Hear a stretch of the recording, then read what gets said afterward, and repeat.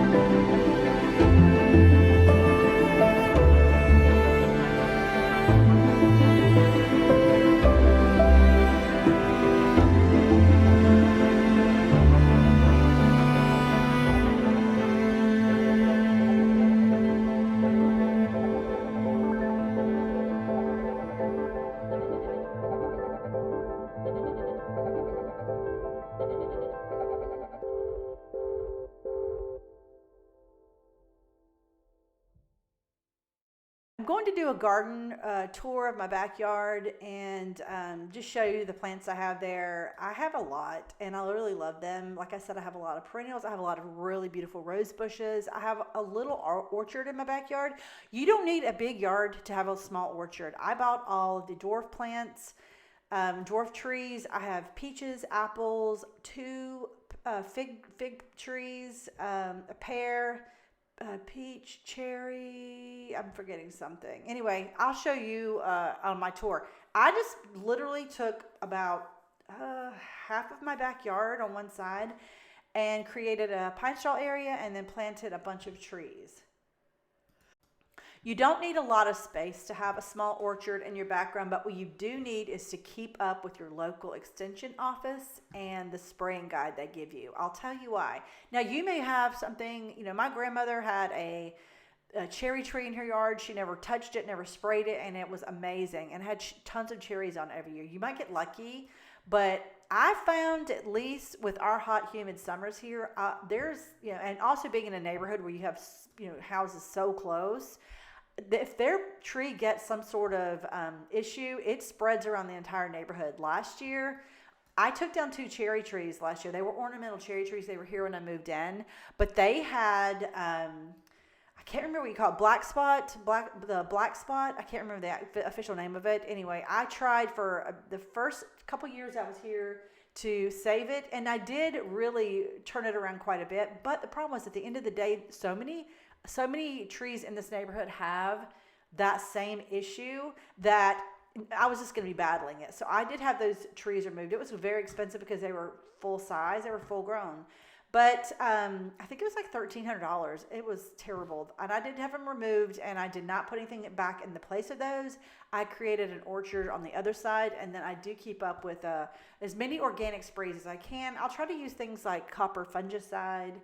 But underneath those fruit trees, I rooted a couple of rose bushes, planted those, and I also had yarrow. I grew a lot of yarrow from seed, and if you've ever grown yarrow and put it in your yard, you will know, while it is absolutely beautiful, it just pops up everywhere. So good thing I love yarrow. So I did have little clumps of yarrow under there. So it's like an orchard with pine needles, and then you have big clumps of yarrow sticking up, and you have rose bushes. And then farther up the hill, just past where the little orchard area stops, I have a big mass of azaleas. I have the encore azaleas, so they bloom twice a year, and they have really beautiful flowers. They're blooming right now in the front. I think they're called autumn bonfire. My front of my house are so pretty. They're just like a bright, almost a magenta red, bright pink magenta color. Really pretty. So anyway, I would say, if you want to have whatever you want to grow in your yard, just double check your soil, double check your zone, double check your cold temperatures, and make sure that it works out. I think, most people already know to do that. But yeah, you should be fine. If you want to have an orchard, I definitely suggest going to your extension office. You can email them, you can call them and tell them you're interested in putting in an orchard in your backyard. Call them and ask them, or email them and ask them their ideas on that before you do it. If you aren't, a seasoned gardener, because they may tell you that there's a lot of issues in your area for a certain type of fungus or bacteria, and that you're probably going to have problems with it, or maybe you won't have problems with it. And you don't want to spend a ton of money on fruit trees and then find out that your area is really saturated with a bacteria or a fungus, and you're going to have to spray it multiple times a year, and not with something you probably want to put in your yard if you're an organic gardener. My vegetable garden is all organic. I do sometimes have to spray my ornamental plants, such as my azaleas. Last year, my azaleas had the worst problem with azalea lace bugs. I have never had a problem with those ever, and I've grown azaleas for over a decade, and actually, no, more than 2 decades. But I had a terrible problem last year. So anyway, just sometimes you have to, spray a little bit. Anyway, I'm gonna let you listen to some music, and I'll catch back up with you in a minute.